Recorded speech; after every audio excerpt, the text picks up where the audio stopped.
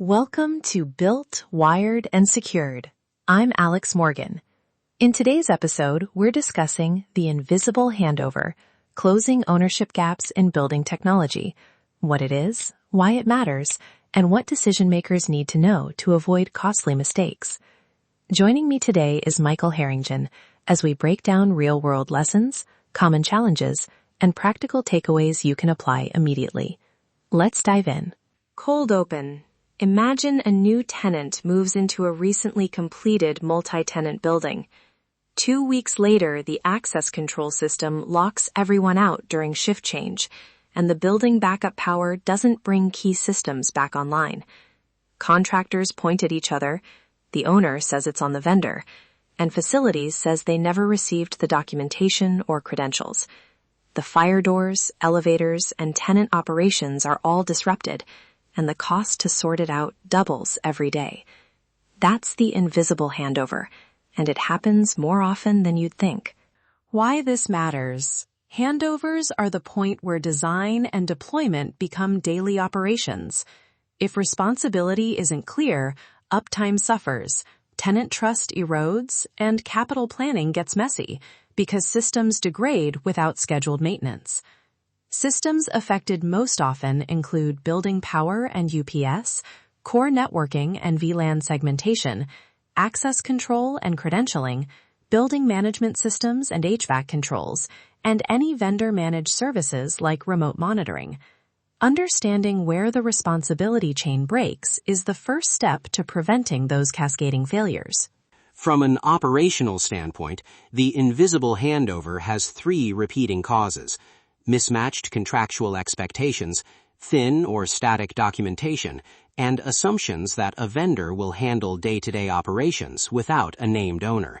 Those 3 things together create a situation where everyone thinks someone else is covering it, and then something breaks.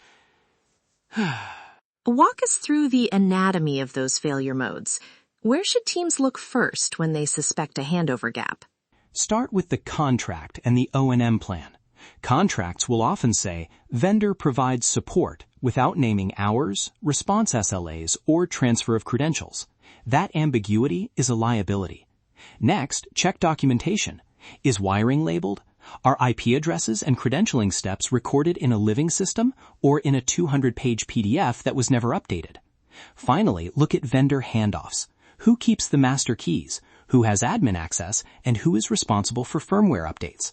If any of those answers are, we'll handle it later, you have a gap waiting to happen.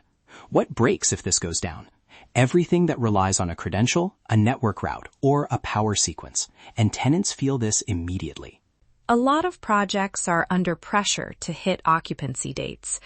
That creates trade-offs, speed versus completeness. Talk about the common trade-offs teams actually make and their downstream impacts. Right. The classic trade-off is speed to occupancy versus a complete operational handover.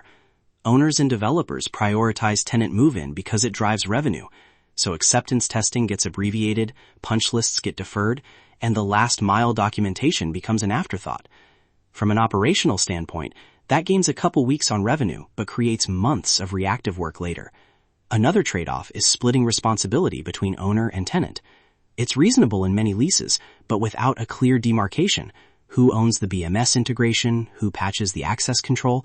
Repairs become negotiation events rather than surface events. And again, that's fine until it fails.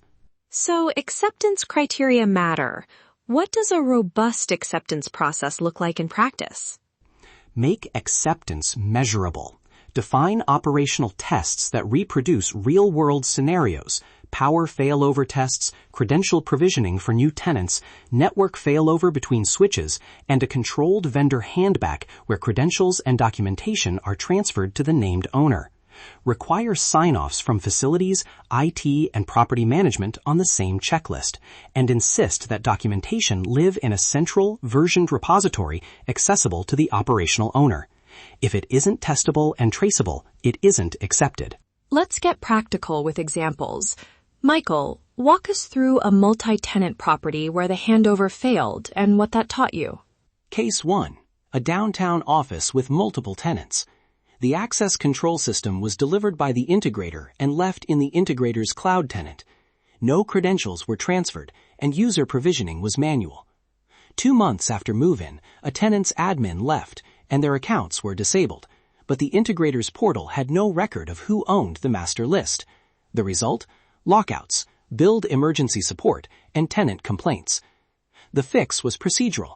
We required a transfer of custody, updated the lease addendum to specify credential ownership, and added a live directory export to the building's operational dashboard so property management had a read-only view. That single change eliminated repeated emergency calls. And a healthcare example. Those environments are particularly sensitive. Healthcare is unforgiving. We had a clinic where the BMS integration to emergency power was documented in a vendor-specific spreadsheet that lived on the integrator's laptop. During a scheduled generator test, the sequencing didn't run as expected, and critical HVAC zones didn't switch to emergency flow. The clinic had to postpone procedures, and trust was damaged. The corrective measures included a rehearsed generator test witnessed by facilities and the medical safety officer, a signed acceptance certificate that mapped each control point to a responsible party, and a requirement that all critical control logic be exported to the facility's maintenance platform before occupancy. That disciplined choreography prevented repeats. Those are clear lessons. For teams listening today, what are 3 concrete actions they can take tomorrow to close ownership gaps? First, require a named operational owner in every project document, not a department, a person, or a role with a timeline for transfer. Second, adopt measurable acceptance criteria tied to operational tests and witnessed sign-offs across disciplines. Third, create living documentation in a single accessible system with version control. Include credentials handover procedures, IP addressing, firmware versions, and escalation contacts. Also run a short tabletop drill before move-in to reveal gaps. Those 3 moves reduce ambiguity quickly. Quick recap. Name the owner, make acceptance measurable, and maintain living documentation. Plus, run a tabletop handover drill.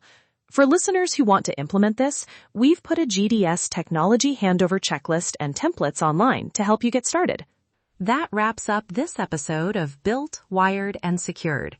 Today, we explored closing ownership gaps in building technology and why formalized handovers matter to the people responsible for planning, operating, and protecting technology environments.